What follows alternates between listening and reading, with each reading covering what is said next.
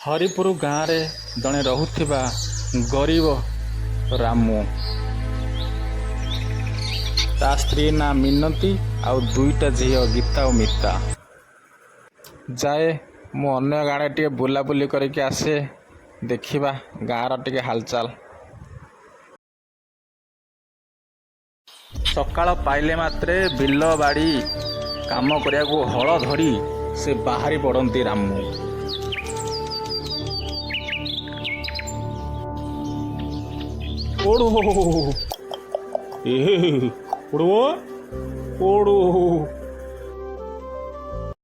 ଘରେ ବସି କିଛି ଲାଭ ନାହିଁ। ଯାଏ ମୁଁ ଟିକେ ବିଲ ଆଡ଼େ ଟିକେ ବୁଲାବୁଲି କରିକି ଆସେ। ଗାଈ ଗୋରୁ ଯେଉଁ ଭଳିଆ ହେଲେଣି, ଯଦି ଖାଇଦେବେ ମୋର ଫସଲ ମଧ୍ୟ ନଷ୍ଟ କରିଦେବେ। ଯାଇ ଟିକେ ଦେଖିବା। ବଢ଼ିଆ ମୋର ଫସଲ ହୋଇଯାଇଛି, ଆଉ ପରିଶ୍ରମର ଫଳ ମୋତେ ମଧ୍ୟ ମିଳିଯାଇଛି। ମିନତୀ ମିନତୀ କୁଆଡ଼େ ଗଲ କିଏ? ଗୀତା ମିତା କୁଆ ଗଲେ ଦି ଭଉଣୀ ଯାକ? କ'ଣ ହେଲା, କାହିଁକି ଖୋଜୁଛ? ସେମାନେ ପରା ସ୍କୁଲକୁ ଗଲେଣି।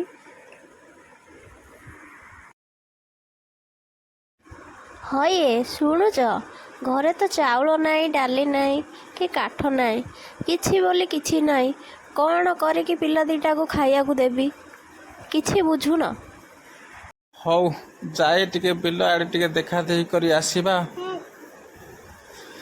ଗାଈ ଗୋରୁ ଯଦି ଖାଇ ଦେଇଥିବ, ଫସଲ ନଷ୍ଟ କରିବ, ଗଲା ସଇଲା। ଦେଖି ଆସେ। ବର୍ଷା ଟିକେ ଯଦି ହୁଅନ୍ତା ଭଲ ହୁଅନ୍ତା।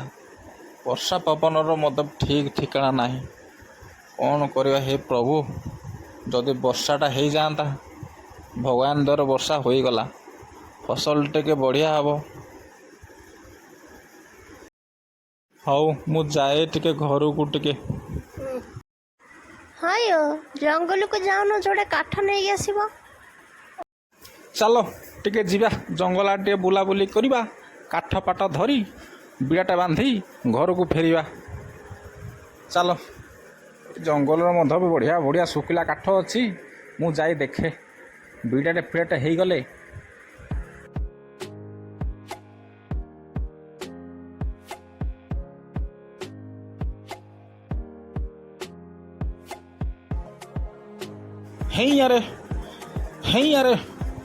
ହେଇଆରେ ଏ କାଠ ଗଣ୍ଡି ହେଇଆରେ ବହୁତ ଟାହାଣ ପଡ଼ୁଛି। ହେଇଆରେ ଓହୋ, ଯାହା ହଉ ଭଗବାନ ଦୟାରୁ ମୋର ଗୋଟେ କାଠ ବିଡ଼ାଟେ ହେଇଗଲା। ଘରକୁ ନେଇକି ଯାଏ। ମୋ ସ୍ତ୍ରୀ ପିଲାମାନେ ରୋଷେଇ କଲେ, ଖାଇବା ଗଣ୍ଡେ, ପରିଶ୍ରମ ଫଳ ମୋତେ ମିଳିଲା। ଯାଏ ଘରକୁ ଯାଏ।